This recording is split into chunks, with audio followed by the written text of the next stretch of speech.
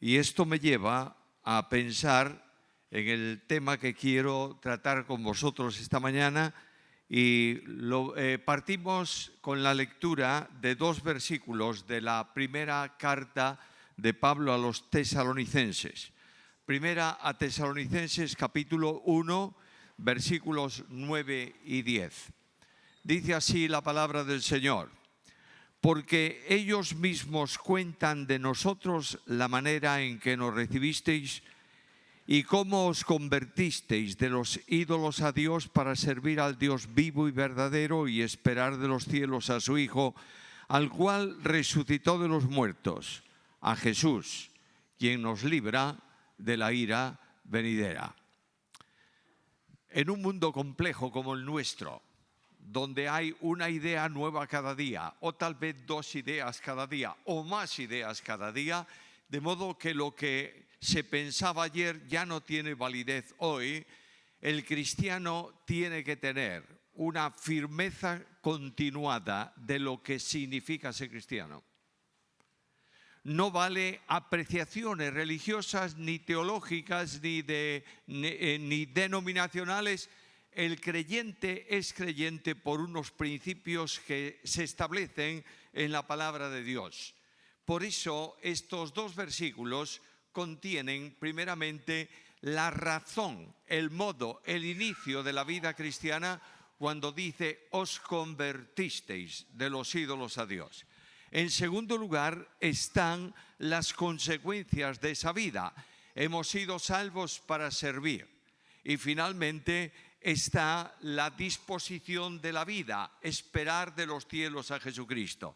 Son tres temas que, si el Señor lo permite, voy a tocar cada uno de ellos en las ocasiones que tenga el privilegio de tomar el púlpito para ministrar la palabra del Señor.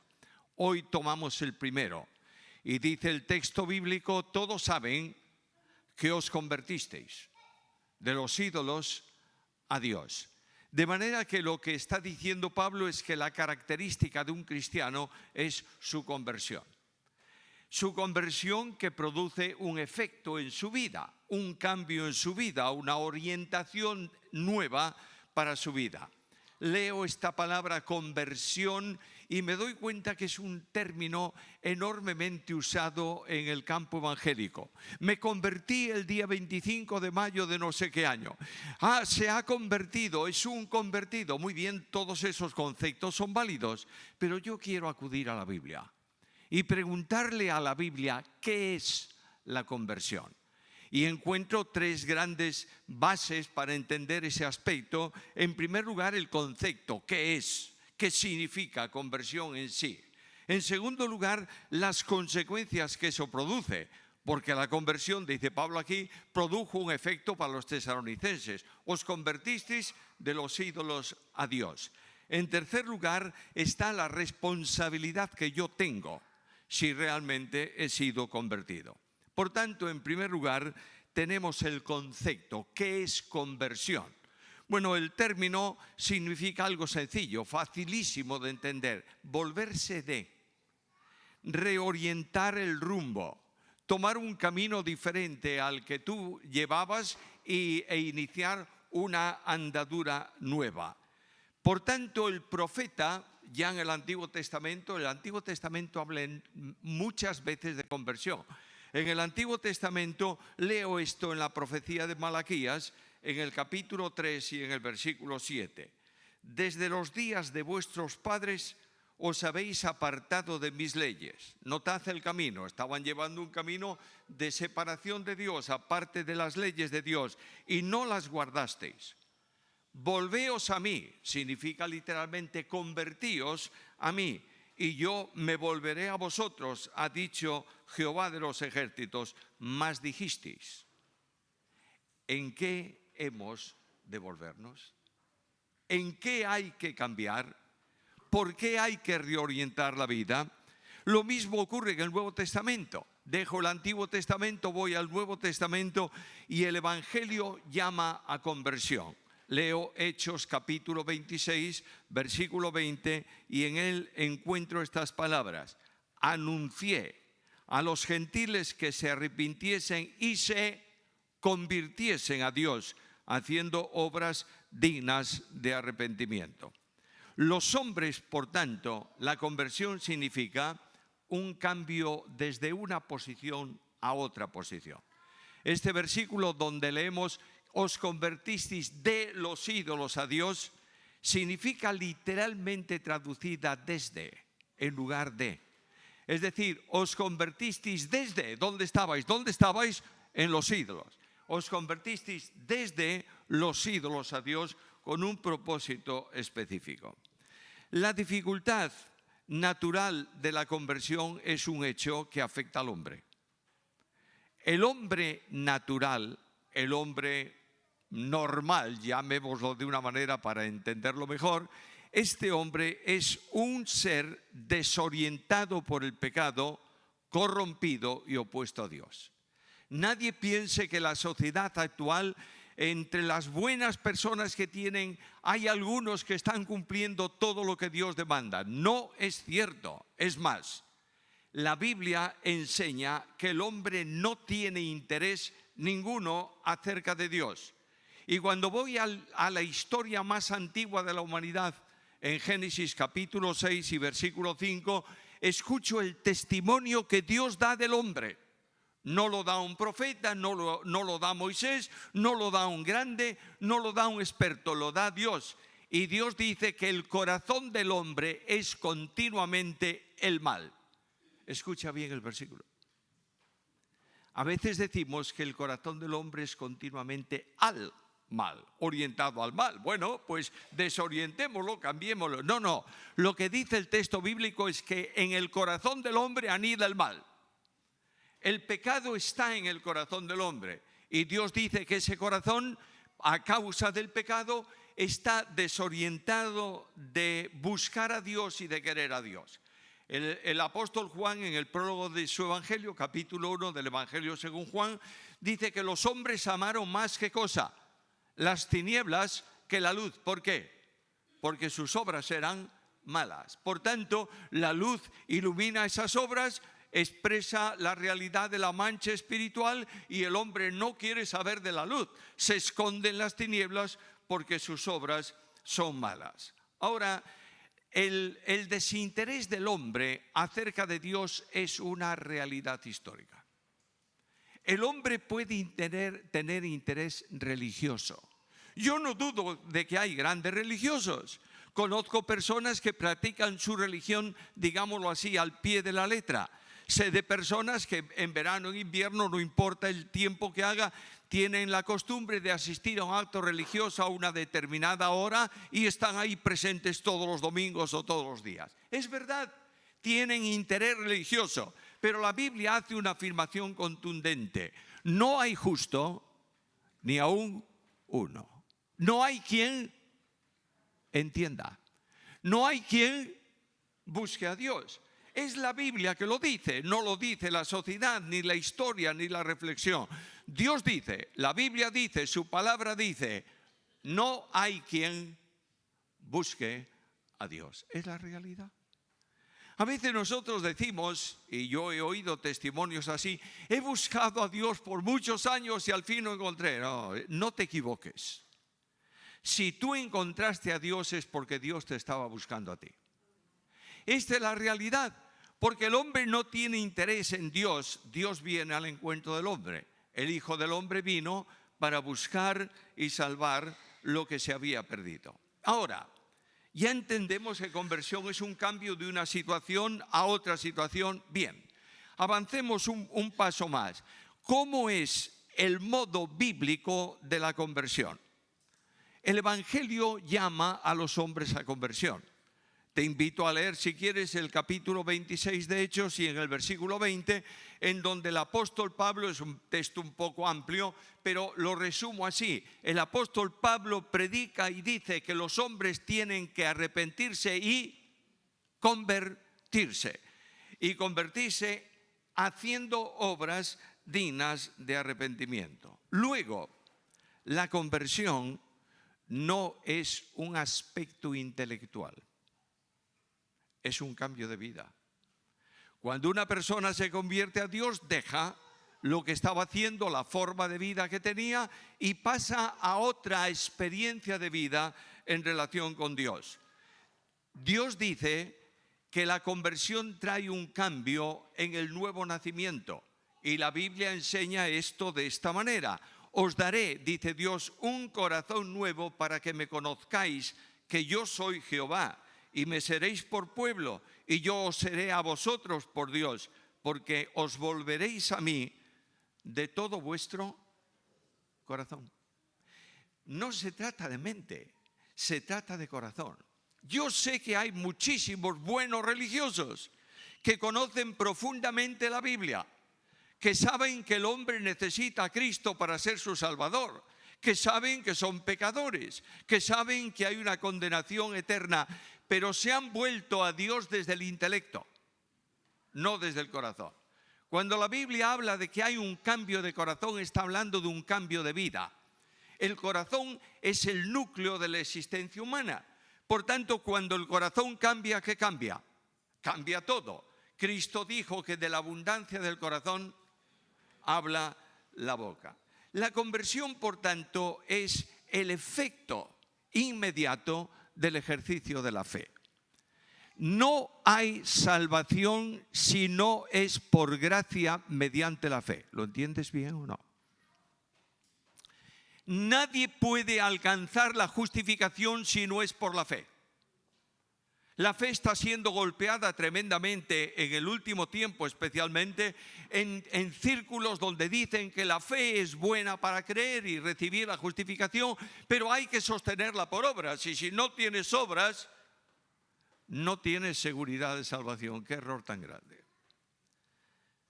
La salvación no descansa en la fe, descansa en la gracia. La fe es el medio instrumental para alcanzar la salvación. ¿Qué dice Pablo al carcelero de Filipos? Si alguien no sabía de teología, era el carcelero. Si alguien no conocía más que de referencias tal vez el evangelio, era el carcelero. ¿Qué le dice Pablo al carcelero? Cree en el Señor Jesucristo y serás salvo. Ahora, la conversión genuina, lo dije hace un momento, se alcanza con el corazón, no con el intelecto. De manera que cuando el apóstol Pablo escribe la carta a los Romanos, capítulo 10, versículos 9 al 11, dice que el evangelio que se proclama se recibe por medio del corazón que se entrega a Dios. Creéis de corazón, entregáis vuestra vida. Creer de corazón es rendir la vida a aquel que es el dueño de la existencia, creador de cielos y de tierra, pero específicamente nuestro Salvador personal. Permíteme que te recuerde algo que sabes muy bien. La fe intelectual no salva a nadie. Hay un texto muy enfático de Santiago que hablando de la fe, la epístola de Santiago, ¿sabéis cómo le llamaba Lutero? La epístola de paja. ¿Y por qué? Bueno, porque si tú la lees así de corrida, sin más nada, da la impresión de que la fe está por un lado y las obras por el otro, y que si no tienes obras que acompañan a la fe, te pierdes. No, nada de eso. Lo que está diciendo Santiago es, déjate de hablar de fe y manifiesta obras que se producen por medio de la fe. ¿Entiendes esto? Es decir, no necesito algo más que la fe, solo la fe. Y cuando la fe descansa en el Salvador y se produce la auténtica conversión y se produce la transformación de la vida, esa fe opera obras en el exterior. No hay una fe para justificación y otra para santificación y otra para glorificación. Es la mismísima fe que produce el Espíritu Santo en el pecador y le capacita para que crea. Mis amigos y mis hermanos, hay demasiadas conversiones emotivas. ¿Me entendéis lo que quiero decir? La emoción no salva a nadie.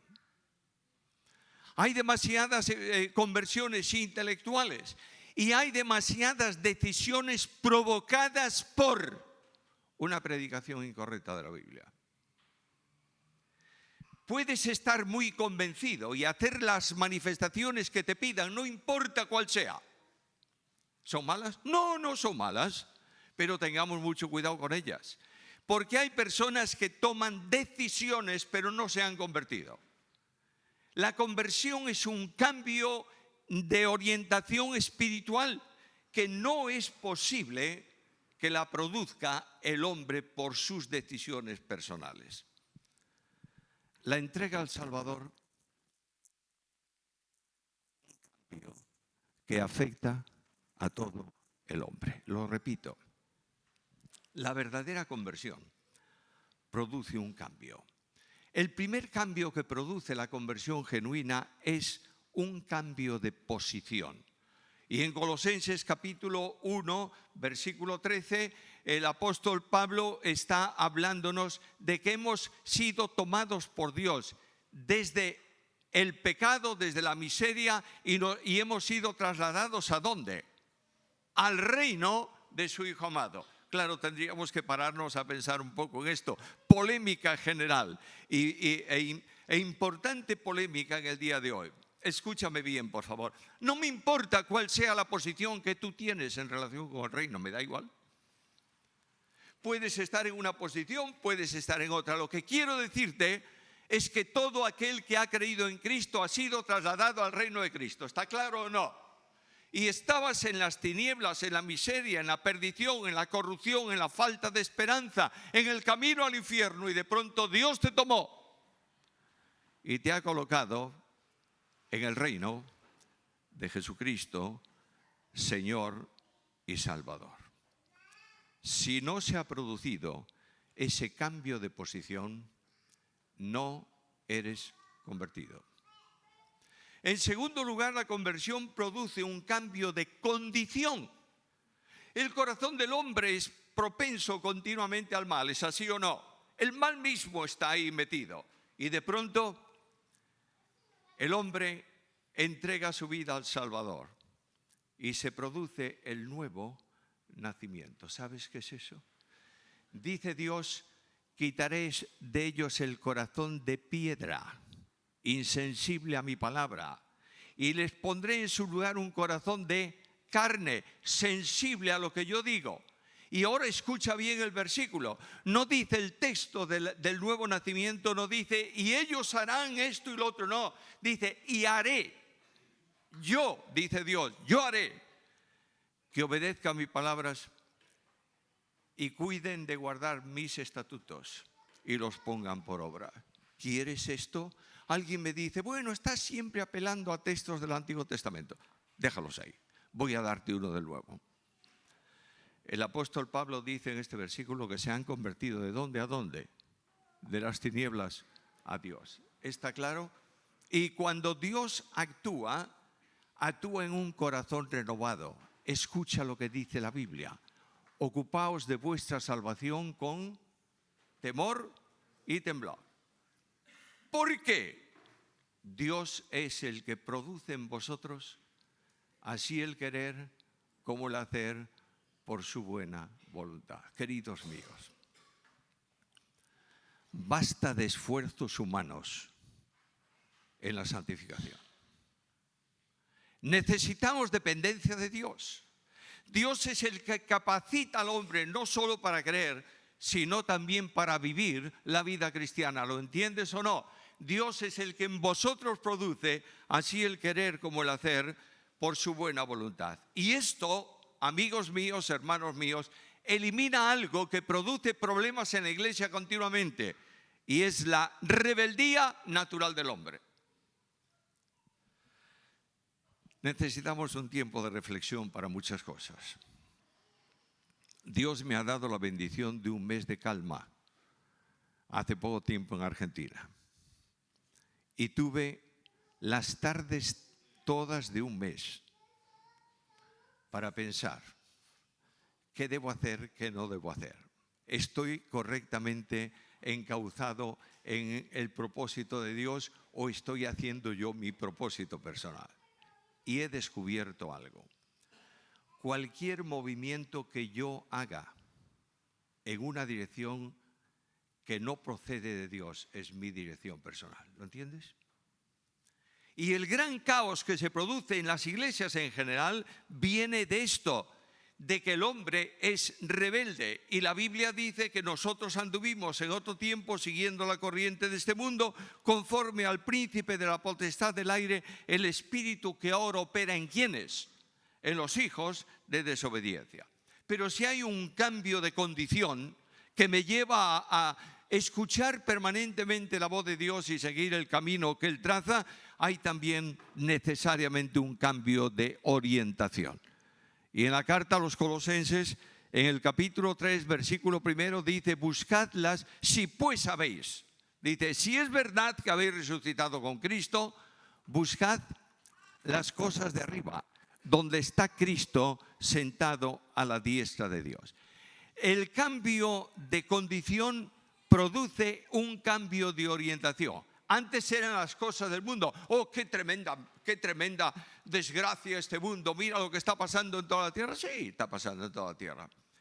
No te olvides que el mundo, la religión, de por sí, en sí misma, sola, al margen de Dios, es una cosa del mundo. No te olvides que no consiste en hacer mundanos decentes. Consiste en hacer creyentes comprometidos. ¿Entiendes esto? El mundo puede recibir, oh, vamos a cambiar, esto es una barbaridad, aquello es otra barbaridad, y siguen en el camino de la perdición y se van al infierno. El creyente es transformado en su pensamiento y orientación por Dios. Ahora quiero terminar este punto porque quiero tocar los otros dos en la hora. La conversión necesita el apoyo y el auxilio divino. Voy a repetirlo. No te conviertes tú porque quieres, sino porque Dios te capacita para hacerlo. De manera que la conversión necesita, en primer lugar, la comprensión del mensaje. Bueno, todos comprenden el mensaje de la cruz. Cristo vino al mundo, Cristo murió en la cruz, Cristo es el único Salvador, cree en Cristo y recibes el perdón de tus pecados y vida. Eso lo entiende todo el mundo. No hay ningún inteligente bajo de inteligencia que no entienda eso. Pero el problema del mensaje de la cruz es que es locura para el hombre. Lo dice la Biblia. La palabra de la cruz es locura ¿para quién? Para los que se están perdiendo. Y de pronto Dios actúa capacitando al hombre para que entienda no intelectual, sino vivencialmente el mensaje. El Espíritu Santo actúa para que el hombre comprenda el mensaje de la cruz. El Espíritu Santo actúa para iluminar el corazón por el poder de Dios.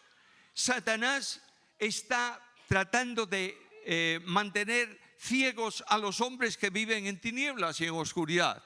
Y de pronto esta acción diabólica queda resuelta porque Dios brilla no por fuera, sino por dentro.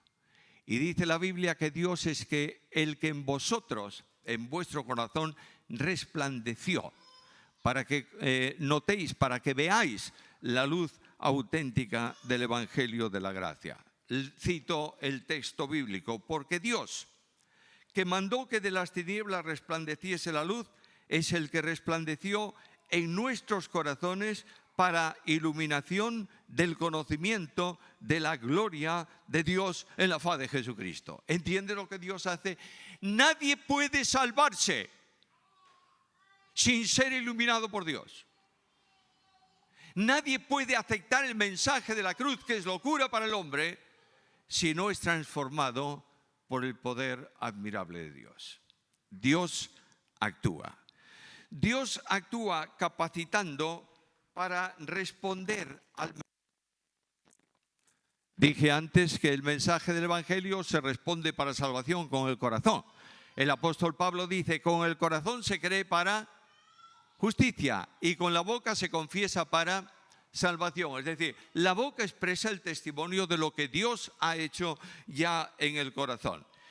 Y Dios actúa generando por su espíritu la fe salvadora en el corazón del pecador. A veces decimos, bueno, la gracia es de Dios, la fe es del hombre. Mentira. Gracia y fe es de Dios. El apóstol Pablo escribe en en Efesios capítulo 2, versículos 8 y 9 estas palabras: porque por gracia sois salvos, por medio de la fe. Y esto, neutro frente a dos femeninos, los que estudiéis griego lo sabéis bien.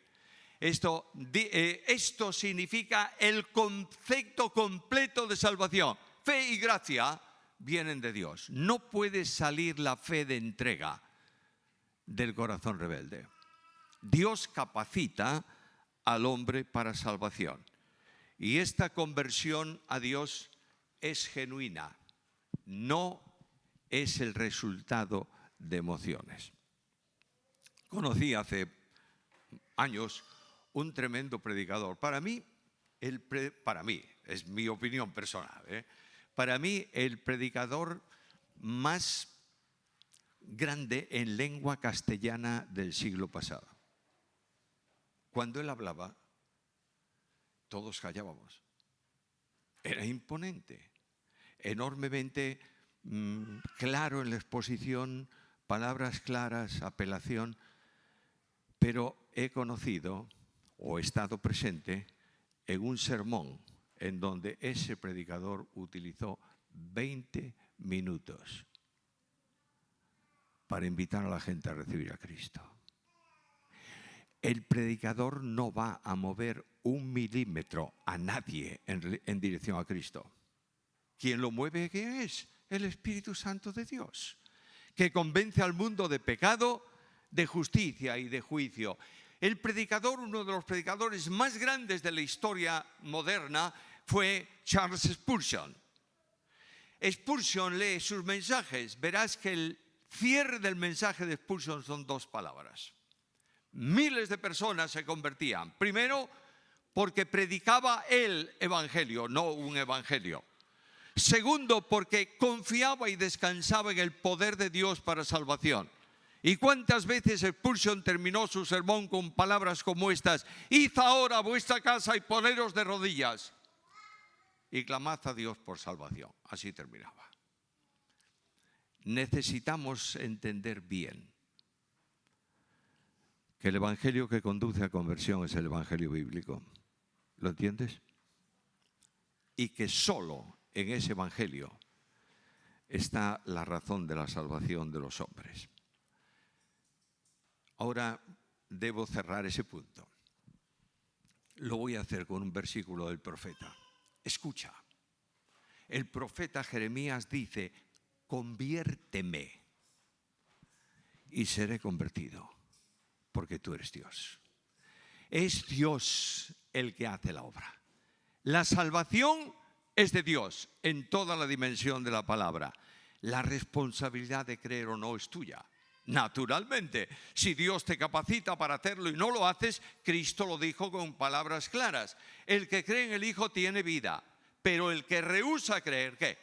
No verá la vida, sino que la ira de Dios está sobre él. Esto es la responsabilidad.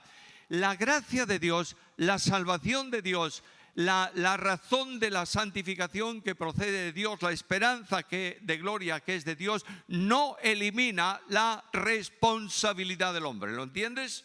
Bien, vamos al punto segundo. ¿Cuáles son las consecuencias de la conversión? La primera de ellas es la seguridad de salvación. La conversión va acompañada del perdón de pecados ¿de cuántos? Escucha la Biblia.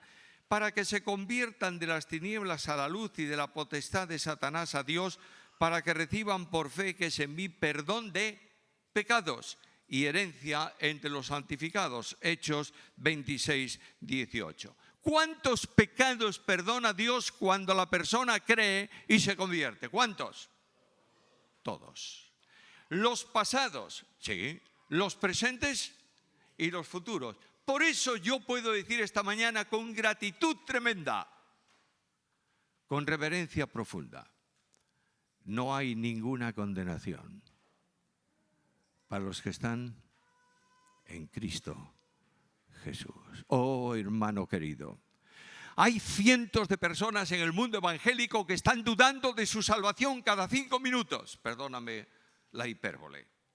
Y que dicen, bueno, tal vez he cometido el pecado, tengo que volver a Dios para salvación. No tengas temor. Si realmente has creído en Cristo, si eres realmente salvo, todos tus pecados, todos sin excepción, han sido trasladados a Cristo Jesús, que perdona los pecados y te recibe como Salvador. El que se vuelve a Dios, que recibe. Escucha la Biblia. Este es el testimonio de Dios, dice el apóstol Juan, que Dios nos ha dado vida eterna. Y esta vida está en el Hijo. Escucha a Juan, el que tiene al Hijo, tiene vida. Y el que no tiene al Hijo de Dios, no tiene la vida. ¿Has comprendido? Es así de fácil. La pregunta del convertido es, ¿tengo a Cristo o no? Si has creído con fe salvadora, tienes a Cristo. Y con Él tienes la vida. Segunda cuestión. El que ha sido convertido es regenerado.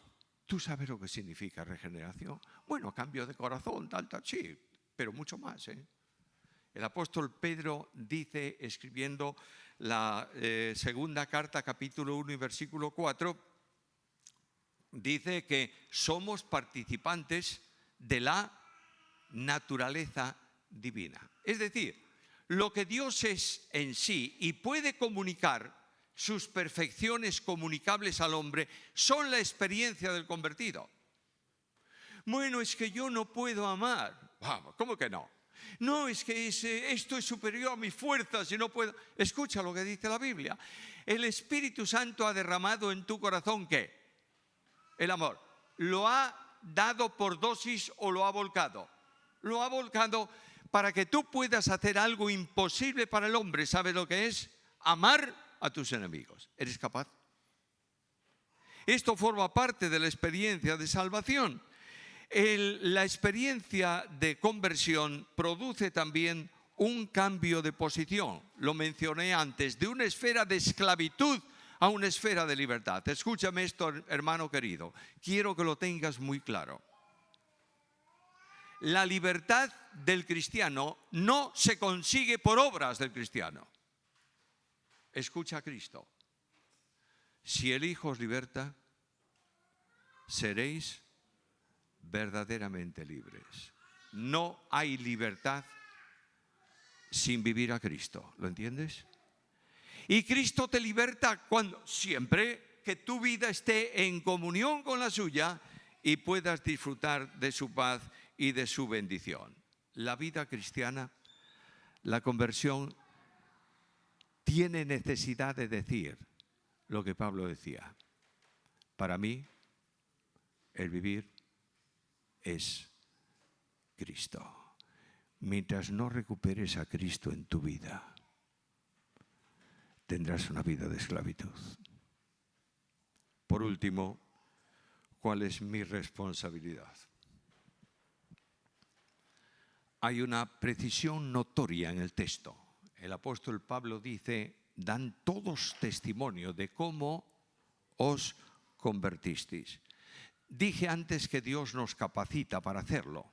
Estos estaban viendo que de una situación de esclavitud espiritual habían pasado a una de libertad, ¿verdad?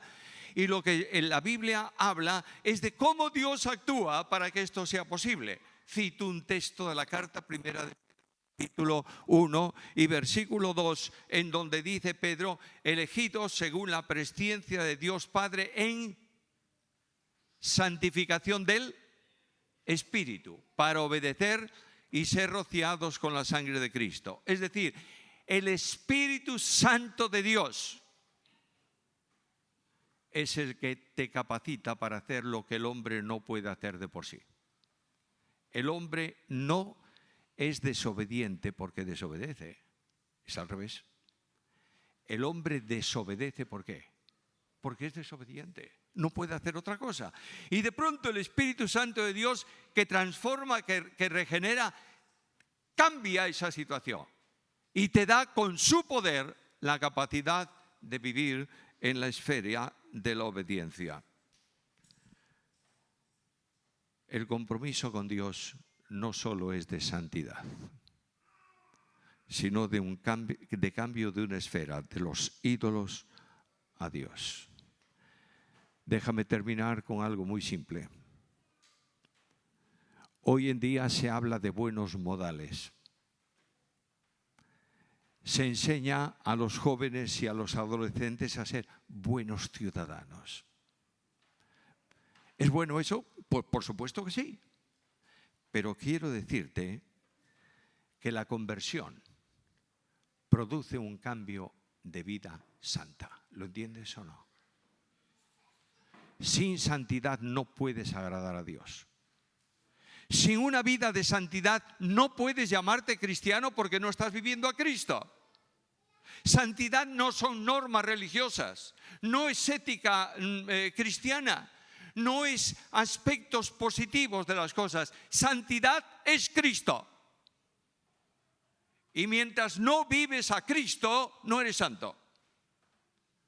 Eres un mundano decente. Perdóname que repita nuevamente esa frase. Tenemos necesidad de creyentes que realmente hayan sido convertidos. La adoración a Dios, termino, es evidencia de conversión. ¿Sabes por qué? Porque Cristo dice que el Padre busca tales adoradores que adoren. De manera que Dios está empeñado en un cuerpo de adoradores que necesariamente tienen que ser convertidos. Pasaron de las tinieblas a Dios. Y Dios lo hace posible convirtiendo al creyente en sacerdote para ofrecer sacrificios espirituales, convirtiendo al creyente en templo para que no tenga que ir a ningún lado. A veces me dicen, oye, yo oro muy poco. Bueno, esto depende de lo que tú entiendas por orar. Porque Cristo dice algo muy simple, ¿verdad? Orad sin... Bueno, quiere decir que entonces tengo que estar con los ojos cerrados, en posición reverente, rodillas dobladas y estar orando permanentemente. No dice eso. Lo que dice es que la oración es el enlace permanente de la vida del creyente con el Padre. Vas caminando por el camino como hijo del Padre y el Padre escucha lo que tú dices y responde a esa oración. Es la oración auténtica de comunión. Y el secreto, amigos míos, mis queridos hermanos, es que te pregunte esta mañana si eres un convencido o eres un convertido. Hace años Dios me permitió una experiencia muy interesante en una conferencia misionera en Ecuador. Fui a las tribus de la selva donde había creyentes nativos allí que habían recibido a Cristo, había una iglesia establecida y había una tribu que me dijo uno de los misioneros, estos son terroríficos, no hay nadie vivo o nadie que salga vivo que entre a su tierra. Y estaba en la reunión uno de estos, un jefe de estos, se llamaban la tribu de los Achuaras. Me regaló un gorro de achuara con las plumas de un tucán, esto azul y amarillo, una preciosidad. Me lo comió la polilla, lamentablemente, pero esto me hizo ese regalo. Y yo le miré y le dije, oye, ¿es verdad que sois como os están definiendo aquí alrededor? Y dice, sí, es verdad. ¿Y en qué se diferencia un achuara salvo de un achuara no salvo? Y con esa sonrisa que tienen esos pueblos y la tranquilidad del lenguaje, me dijo, muy sencillo, un achuara salvo no roba, no mata, no miente. Conversión. Necesitamos menos historias religiosas. Necesitamos menos grandiosidad de iglesia. Necesitamos un pueblo que diga, gracias Señor, porque me he convertido a ti para tu gloria. Yo pido al Señor que los graduados de escuela dominical viváis esa experiencia en vuestras vidas. Que los jóvenes de la iglesia dejen de estar ocupados en cosas generales y comiencen a vivir una vida de santidad. Que yo tengo que cambiar de forma de vida si quiero ser como el Señor. Oremos. Padre amado, conviértenos, Señor, y seremos convertidos. Ayúdanos a caminar en la senda que tú has dispuesto, que es Cristo mismo. Bendice esta mañana a tu pueblo. Que salgamos todos de aquí con una reflexión personal y una disposición. Yo quiero ser como tú. Gracias, Señor. En el nombre de Jesús. Amén.